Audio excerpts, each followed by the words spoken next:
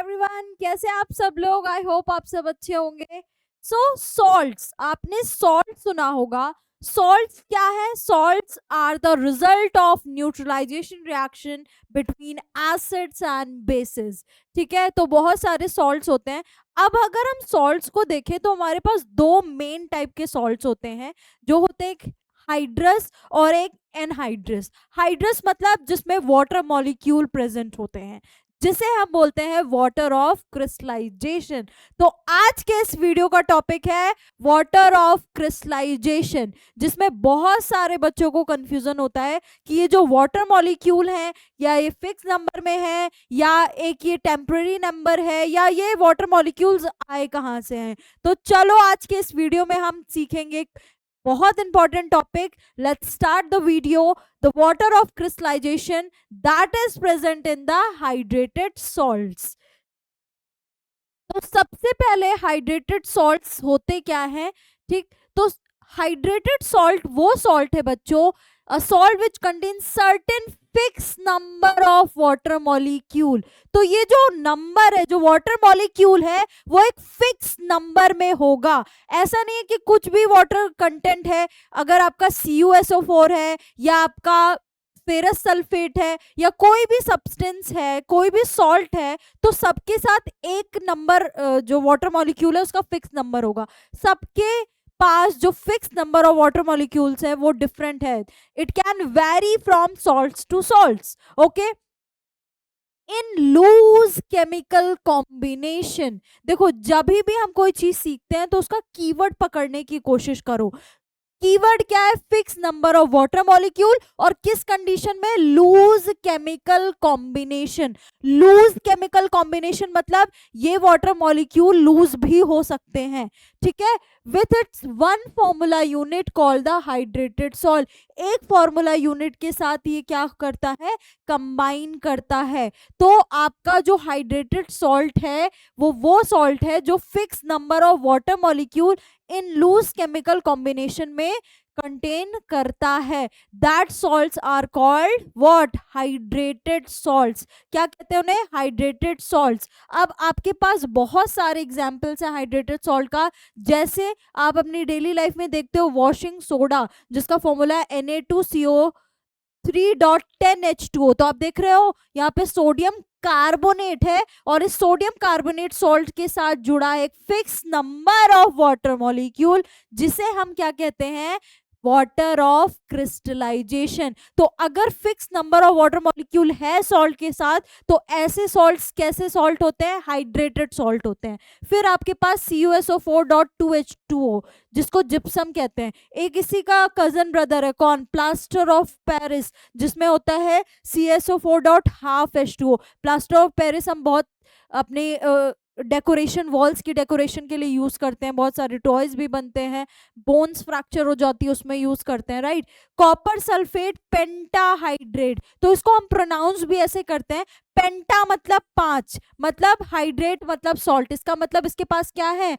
5 water molecule है। और ये देखो, जो हाइड्रेटेड सॉल्ट के जो कलर है ना, वो इन वाटर मॉलिक्यूल की वजह से इफेक्टेड होते हैं। अगर वाटर मॉलिक्यूल क्या होगा? लूज हो जाएगा, तो कलर पे इफेक्ट आएगा। ठीक है, तो वाटर मॉलिक्यूल क्या है? फिक्स नंबर में है सॉल्ट्स के पास, तो उन्हें हम कैसे सॉल्ट्स बोलते हैं? Hydrated salts. आगे देखिए, वाटर ऑफ क्रिस्टलाइजेशन, इतनी बार मैंने बोला, ये है क्या water of crystallization? Some salts, कुछ सॉल्ट्स ऐसे होते हैं ड्यूरिंग क्रिस्टलाइजेशन। अब एक ये नया शब्द आ गया, क्रिस्टलाइजेशन क्या है बच्चों? तो क्रिस्टलाइजेशन क्या है? हम क्रिस्टल फॉर्मेशन करते हैं। अब उसमें क्या होता है? ये टेक्निक है जिससे हम किसी भी सॉल्ट को या किसी भी सब्सटेंस को सॉलिड फॉर्म में, सॉलिड प्योर क्रिस्टल फॉर्म में ऑब्टेन करते हैं। तो उसके लिए आपको छोटा सा मेथड करना है। आपको क्या करना है? ये मेथड आप घर पे भी कर सकते हो। ठीक है, जैसे आपके पास सॉल्ट या शुगर है, सॉल्ट क्या? NaCl, शुगर आपका जो है उसके क्रिस्टल चाहिए आपको। तो आप क्या करो, make a saturated solution. Saturated solution क्या है, आप एक ग्लास पानी लीजिए, उसमें आप शुगर या सॉल्ट जिसका भी आपको मिलाना है, सॉल्ट सपोज लेते हैं, आप क्या करो उसको आप सॉल्ट ऐड करते जाओ, और तब तक ऐड करोगे जब तक वो सॉल्ट क्या डिसॉल्व होना बंद कर दे। ठीक है, तो that condition is called saturated solution. अब आप क्या करो, थोड़ा सा उसका टेम्परेचर बढ़ाओ और ज्यादा मात्रा में सॉल्ट ऐड करो। जब टेम्परेचर बढ़ाओगे तो पार्टिकल्स की काइनेटिक एनर्जी बढ़ेगी और पार्टिकल्स के बीच में इंटरमॉलिक्यूलर स्पेस जनरेट होगा, जिससे जो सॉल्ट अब डिसॉल्व होना बंद कर चुकी थी वो भी डिसॉल्व होना शुरू हो जाएगी। फिर अब आप ऐसी कंडीशन में और सॉल्ट डिसॉल्व कर सकते हो। फिर एक कंडीशन आएगी जिसमें अब टेम्परेचर बढ़ाने के बाद भी सॉल्ट डिसॉल्व होना नहीं चाहता, सॉल्ट डिसॉल्व होना बंद कर देगा। That condition is called super saturated condition, super saturated solution. अब इस सुपर सैचुरेटेड सॉल्यूशन को आपको रख देना है ठंडा होने के लिए। ठीक है, कूल डाउन होने के लिए आप रख दो, आप ओवरनाइट रख दो, 8 से 10 घंटे रख दो। ठीक है, क्रिस्टल आपको सही फॉर्म में चाहिए। फिर जब आप ओवरनाइट रख दोगे और सुबह सो के उठोगे तो आपको सॉल्ट के छोटे छोटे से क्रिस्टल्स वहां पे बने मिलेंगे। That is called the crystallization, उसे बोलते हैं क्रिस्टलाइजेशन।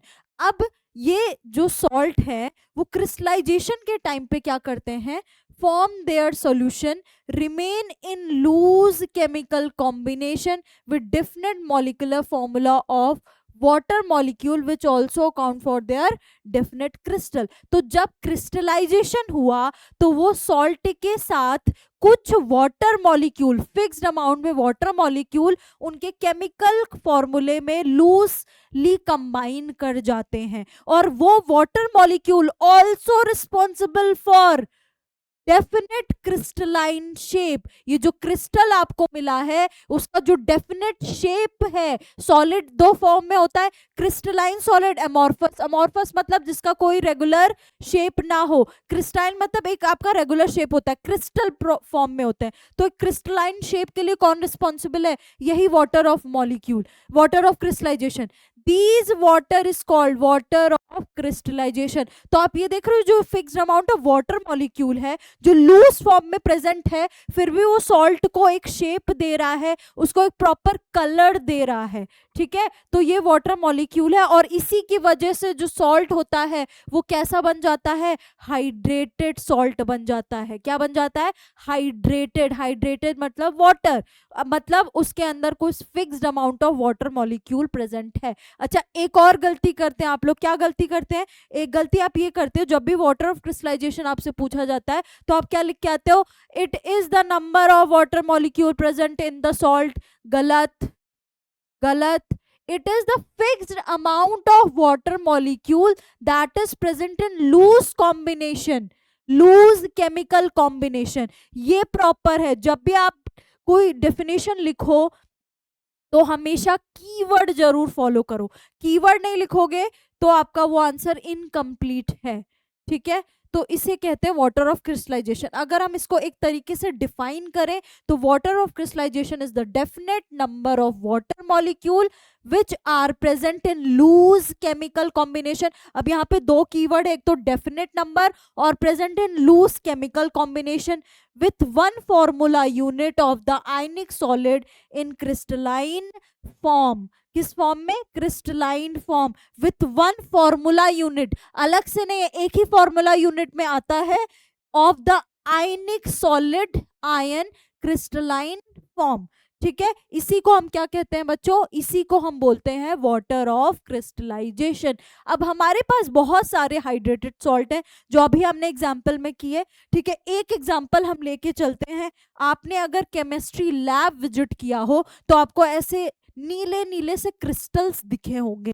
अब ये नीले नीले से क्रिस्टल जो बहुत खूबसूरत लगते हैं, ये है क्या, ये कॉपर सल्फेट है।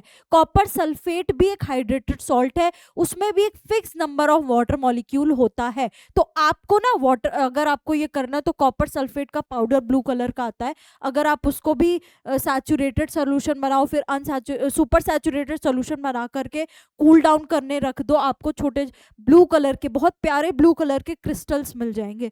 ठीक है, अब देखो कॉपर सल्फेट, ये एग्जांपल्स बहुत सारे सॉल्ट हैं आपके पास, प्लास्टर ऑफ पेरिस है, वॉशिंग सोडा है, देन आपके पास है copper sulphate, gypsum salt, then हम इप्सम सॉल्ट। ठीक है, बहुत सारे हैं। तो उसमें से कॉपर सल्फेट मैक्सिमम बच्चों को याद रहता है और काफी बार पूछा भी जाता है। Copper sulphate crystals are, formula क्या है, CuSO4.5H2O। अब ये जो 5H2O है वो वाटर ऑफ क्रिस्टलाइजेशन है, इसीलिए इसको क्या कह सकते हैं, calcium sulphate pentahydrate, 5 water molecule है। ठीक है, 1 formula unit of copper sulphate is in the combination with 5 molecules. तो जो वाटर CuSO4 है वो एक फॉर्मूला यूनिट में कंबाइन होता है, जिसके अंदर क्या है, 5 वाटर ऑफ मॉलिक्यूल है जो लूजली कंबाइन है। लूजली मतलब वो कभी भी लूज हो सकते हैं, लूजली मतलब लूज हो सकते हैं। ठीक है, of water of crystallization can be removed by heating crystals to about 100 degree. 100 degree पे इसको हीट कर दो तो ये जो वाटर मॉलिक्यूल है वो धीरे धीरे करके लूज हो जाएंगे। ऐसा नहीं कि फेविकॉल से वो चिपक गए कि वो कभी लूज ही नहीं होंगे। हीट करो, हीट करोगे तो क्या होगा, ये जो लूजली कंबाइंड है आपके वाटर मॉलिक्यूल वो धीरे धीरे करके निकल जाएंगे। और आपको कैसे पता चलेगा कि वाटर मॉलिक्यूल हट रहे हैं, वाटर ऑफ क्रिस्टलाइजेशन लूज हो रहे हैं? कलर से। किससे? कलर से, स्ट्रक्चर से। ये जो आपको नीले नीले नीले क्रिस्टल्स दिख रहे हैं, इसका कलर फेड होने लग जाएगा। ये सॉल्यूशन है, ये इसका क्रिस्टल है। ठीक है, आइए बताते हैं आगे की बात। अब देखो, a hydrated salt which completely loses its water of crystallisation. कोई हाइड्रेटेड सॉल्ट है, अगर उसमें आप देखो CuSO4.5H2 है, उसको आपने कम टेम्परेचर पे हीट किया तो ऐसा नहीं कि एक साथ सारा वाटर ऑफ मॉलिक्यूल हट जाएगा। ठीक है, धीरे धीरे हटेगा, और कंप्लीट जब हट जाएगा तो उसका कलर पूरी तरीके से चेंज हो जाएगा। अब जब complete water of molecule loose हो चुका है, अब ये सॉल्ट को हम क्या कहेंगे, अब इस सॉल्ट को हम क्या कहेंगे, अब इन सॉल्ट को कहेंगे एनहाइड्रस सॉल्ट। क्या कहेंगे? Anhydrous salt. हाइड्रस मतलब वाटर मॉलिक्यूल, एन मतलब वाटर मॉलिक्यूल लूज हो चुका है, अब ये सॉल्ट कंप्लीटली ड्राई है। ठीक है, for example CuSO4 is anhydrous copper sulphate. अगर सिर्फ आपको CuSO4 लिखा हुआ है, क्या लिखा है, CuSO4 लिखा हुआ है, तो आप CuSO4 मतलब ये एनहाइड्रस, इसका कलर चेंज होगा। ठीक है, the anhydrous substance, the anhydrous substance left when hydrated salts are heated are not crystalline। तो मैंने आपको दो चीज बताई, एक तो कलर पे इफेक्ट आएगा, प्लस क्रिस्टलाइन शेप वो किसकी वजह से है, वो फिक्स्ड वाटर ऑफ मॉलिक्यूल की वजह से है, that is water of crystallization. इसीलिए उसको बोला है वाटर ऑफ क्रिस्टलाइजेशन। ये जो क्रिस्टल शेप है, ये जो कलर है, वो किसकी वजह से है, उस वाटर मॉलिक्यूल की वजह से है। और आप उसको हीट करके वाटर मॉलिक्यूल को लूज करा दे रहे हो तो उसका क्रिस्टल शेप भी बिगड़ जाएगा और उसका जो कलर है वो भी चला जाएगा। ठीक है, देखो ये आपके पास कॉपर सल्फेट है। जब ये कॉपर सल्फेट कब है, ये हाइड्रेटेड है, इसके पास वाटर मॉलिक्यूल है। ठीक है, आपने इसको हीट किया। ठीक, अब हीट किया तो धीरे धीरे कर करके ये हीट करेंगे, धीरे धीरे करके वाटर मॉलिक्यूल जाएगा। अब ये देखो क्रिस्टल से हमने पाउडर बनाया होगा तो इसका कलर देखो पेल कलर हो गया, फेड होके बहुत लाइट सॉरी ब्लू बचा। अब जब आपने उसे 100 डिग्री पे वो कर दिया, हीट करा दिया, तो अब वाटर मॉलिक्यूल ये जो बिल्कुल था वो पूरा गायब हो गया। अब ये क्या हो गया, ये एनहाइड्रस हो गया। क्या हो गया, एनहाइड्रस। एनहाइड्रस हो गया तो अब क्रिस्टल तो ये रहा नहीं और इसका कलर देखो पूरा वाइट कलर हो गया। ठीक है, तो ये किसकी वजह से हुआ है, ये complete loss of water of crystallization. ये जो फिक्स नंबर ऑफ मॉलिक्यूल था वो कंप्लीटली लूज हो चुका है, तो कलर ब्लू से पहले लाइट ब्लू हुआ और उसके बाद बिल्कुल ही वाइट कलर का हो गया। ठीक है, तो ये थी इंपॉर्टेंस वाटर ऑफ क्रिस्टलाइजेशन की। ठीक, तो आई होप आपको वाटर ऑफ क्रिस्टलाइजेशन समझ आ गया होगा। ठीक है, ये सब कुछ ऐसे कॉमन टॉपिक्स हैं जो आपको ऐसा नहीं किसी पर्टिकुलर क्लास के लिए काम आएगी, ये through out science, through out chemistry जब तक आप पढ़ोगे तब तक ये सारे टॉपिक्स आपको काम आएंगे। और ये सब ऐसे बेसिक टॉपिक्स होते हैं जो बच्चों को क्लियर नहीं होते, जिसके वजह से वो आगे सब्जेक्ट से भागते हैं, उनको सब्जेक्ट समझ नहीं आता और वो सब्जेक्ट से भागना शुरू कर जाते हैं। ठीक है, तो आप प्लीज मेक श्योर कि आपको ये सारे बेसिक कॉन्सेप्ट्स क्लियर हो। उसके लिए हमारा प्लेटफॉर्म है जो आपको ऐसे छोटे छोटे से टॉपिक, छोटे छोटे से बेसिक टॉपिक्स को कराएगा। आप बने रहिए हमारे साथ। आज के लिए इतना ही, मैं मिलूंगी आपसे नेक्स्ट वीडियो में। Thank you so much.